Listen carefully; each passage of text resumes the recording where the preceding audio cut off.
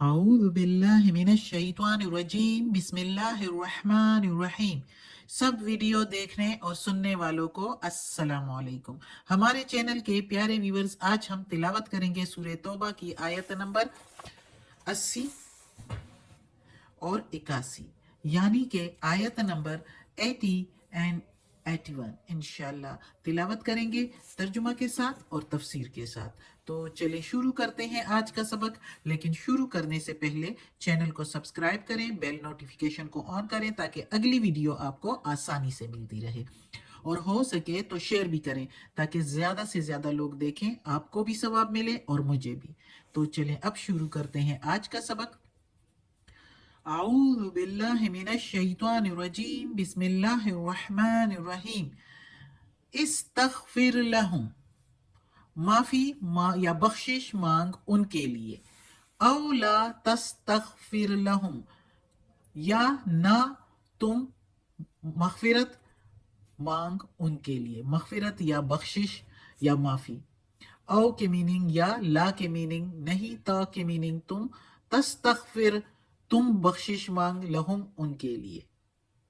ان اگر، تستغفر لہم تم بخشش مانگو ان کے لیے، 70 مرتن بار، فلن پس ہرگز نہیں، یغفر اللہ لہم بخشش نہیں کرے گا اللہ ان کے لیے، یعنی اللہ نہیں بخشے گا ان کو اگر تم 70 بار بھی بخشش مانگو ان کے لیے۔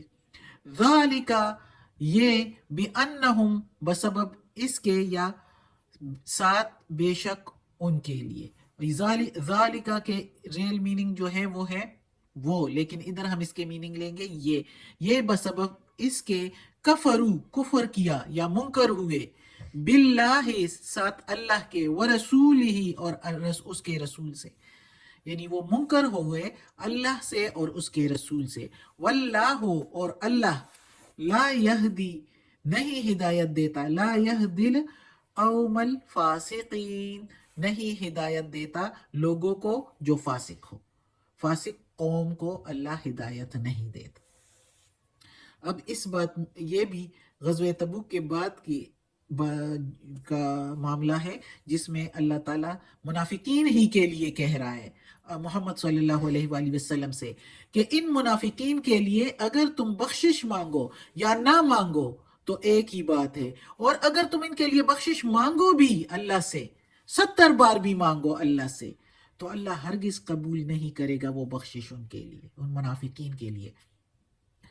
اللہ تعالیٰ کے محبوب پیغمبر محمد صلی اللہ علیہ وآلہ وسلم کی ہر دعا اللہ قبول کرتا ہے، ہر جو بھی دعا انہوں نے کی اللہ تعالیٰ قبول کرنے والا ہے ان کی دعا۔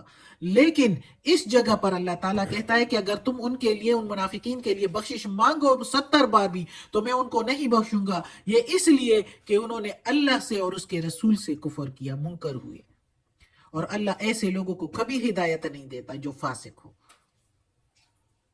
اب اس جگہ پر اللہ تعالیٰ نے محمد صلی اللہ علیہ وآلہ وسلم کو اس طرح کہا کہ معافی، یعنی ان کے لیے بخشش اگر آپ مانگے بھی تو بخشش نہیں ہوگی، یعنی 70 بار بھی بخشش مانگے تو بخشش ان کی اللہ تعالیٰ نہیں کرے گا، منافقین کی، اس لیے کہ منافقین جو ہے وہ اسلام اور دین اسلام کو نقصان دینا چاہتے ہیں۔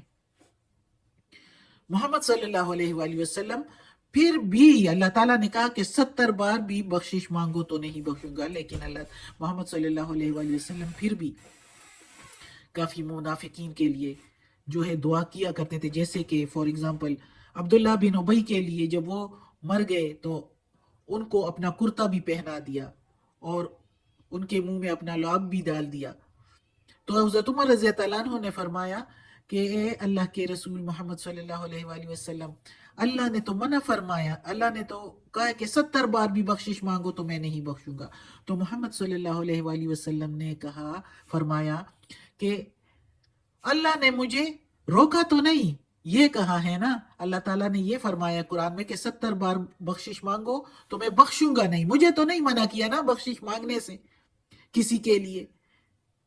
ہو سکتا ہے میری یہ بخشش اس کے لیے جو میں مانگ رہا ہوں اس کے لیے فائدہ نہ ہو، لیکن دوسروں کے لیے فائدہ بن جائے. یعنی کہ اتنے سخت اسلام کے دشمن کے لیے، موذی دشمن اسلام کا عبداللہ بن ابی کے لیے، جب اللہ تعالیٰ محمد صلی اللہ علیہ وآلہ وسلم اتنی شفقت کا معاملہ فرما رہے ہیں، تو ظاہر ہے دوسرے منافقین اور کافر لوگ جو ہے وہ دیکھ رہے ہیں تو وہ تو متاثر ہوں گے نا. اور بہت سے ایسے ہو سکتا ہے کہ اس معاملہ سے محمد صلی اللہ علیہ وسلم کی اسی شفقت اور رحمت کو دیکھ کر جو ہے وہ محمد صلی اللہ علیہ وآلہ وسلم کی گرویدہ بن جائے اور اسلام قبول کرے اور سچے مسلمان اور پکے مسلمان بن جائے. اور ایسے ہی ہوا، زیادہ تر لوگ اسی طرح محمد صلی اللہ علیہ وآلہ وسلم کی اسی رویے، اسی شفقت کے معاملے اور رحمت کی وجہ سے متاثر ہوئے اور اسلام قبول کیا، اور بہت سے منافقین بھی سچے مسلمان بن گئے اسی وجہ سے. تو انہوں نے وہ محمد صلی اللہ علیہ وآلہ وسلم ایسا کہا کرتے تھے. اور یہی معاملہ حدیث میں بھی ہے کہ محمد صلی اللہ علیہ وآلہ وسلم فرما رہے ہیں حدیث صحیح میں کہ اگر میرے 70 بار بخشش مانگنے سے کسی کی بخشش ہوتی کسی منافق کی، تو میں 70 بار سے بھی زیادہ بخشش مانگتا ان کے لیے.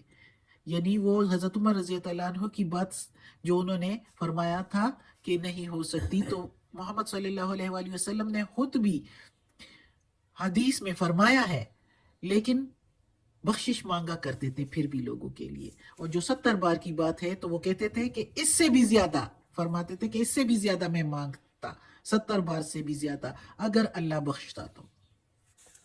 اگلی آیت ہے اسی منافقین ہی کے بارے میں. فرح المخلفون، خوش ہوتے ہیں پیچھے رہنے سے، بمقعدہم، بیٹھے رہنے سے ان کے، اپنے یعنی اپنے بیٹھے رہنے سے، پیچھے رہ جانے سے خوش ہو رہے ہیں. خلاف رسول اللہ، جدا ہو کر رسول اللہ سے. وَكَرِهُوا أَن يُجَاهِدُوا، اور گھبرا گئے یہ کہ جہاد کرے. بِأَمْوَالِهِمْ، ساتھ اپنے مالوں کے، وَأَنفُسِهِمْ، اور ساتھ اپنے جانوں کے. فی سبیل اللہ، راستے میں اللہ کے. فی کے میننگ میں سبیل، راستے، اللہ کے راستے میں. وقالو، اور کہنے لگے، لا تنفروا، نہ تم نکلو. لا کے میننگ نہیں، تنفروا تم نکلو. فی الحر، گرمی میں. حر کے میننگ گرمی، حرارت. فی کے میننگ میں، نہ تم نکلو گرمی میں. قل، کہہ دو میرے پیارے نبی. قل کے میننگ کہہ دو، لیکن ادھر میرے پیارے نبی ہم ادب سے کہیں گے کیونکہ اللہ تعالیٰ محمد صلی اللہ علیہ وآلہ وسلم کو کہہ رہے ہیں. قل، کہہ دو میرے پیارے نبی، نارو، آگ، جہنما، جہنم کی، اشد، سخت ہے، حرا، گرمی میں.